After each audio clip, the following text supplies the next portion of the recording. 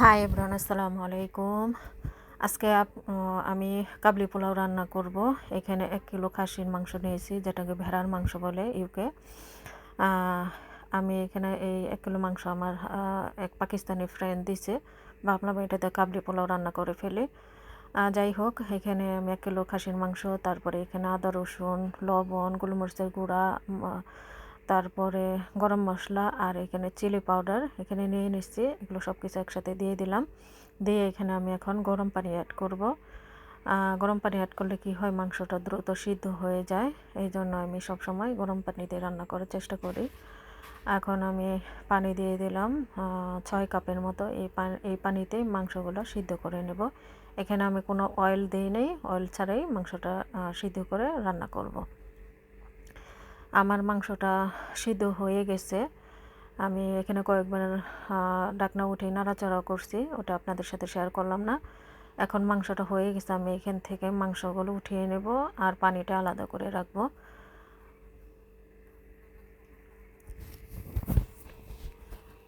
মাংসগুলো উঠানো হয়ে গেছে। এখন আমি কিশমিশ তেলের মধ্যে ভেজে নেব। এখানে কিশমিশ ভালো করে ধুয়ে নিয়েছি, একটু আমি ভেজে নিলাম। এখন গাজরগুলো আমি একটু চিনি দিয়ে ভেজে নেব। এই কাবলি পোলাওর মধ্যে গাজর আর কিশমিশ এই দুইটা ছাড়া রেসিপি হবে না, এই দুইটা লাগবে।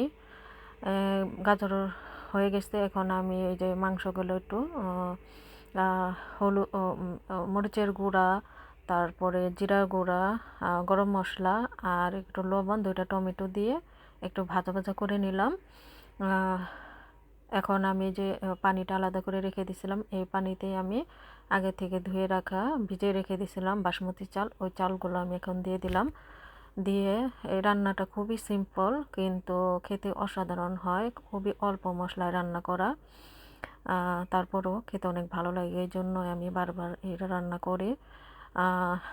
আপনারাও আমার রেসিপি দেখে রান্না করতে পারেন, অবশ্যই ভালো হবে, নিরাশ হবে না। অন্তত একবার হলেও ট্রাই করে দেখতে পারেন এই রেসিপিটা। চালের পানি অনেকটাই কমে আসছে। আমি এখন ওই যে মাংস কষিয়ে রেখে দিচ্ছি, এই মাংসগুলো এখন চালের মধ্যে দিয়ে দিব।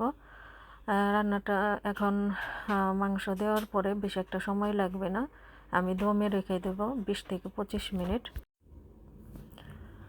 নাড়াচাড়া দিয়ে চালের সাথে মাংসগুলো একটু মিশিয়ে নেব। এখন আমি ঢাকনা লাগিয়ে রেখে দেবো কিছুক্ষণ। চালের পানিগুলো একবারে গা মাখা মাখা হয়ে গেছে। এখন আমি দমে রেখে দেব। আর এখানে যে আগে থেকে ভেজে রাখা গাজর কুচি আর কিশমিশ এগুলো উপর দিয়ে দিয়ে দেব। এখন আমি সব জায়গায় কিশমিশগুলো ছড়িয়ে দেব। দিয়ে তারপরে ঢাকনা লাগিয়ে রেখে দিয়েছিলাম 20-25 মিনিট। 20-25 মিনিট পরে আমি ঢাকনা উঠে এখানে যে আমার কাবলি পোলাওটা রান্না হয়ে গেছে। মাশাআল্লাহ, দেখতেও অসাধারণ হয়েছে আর গ্রানটাও ভালো আসতেছে।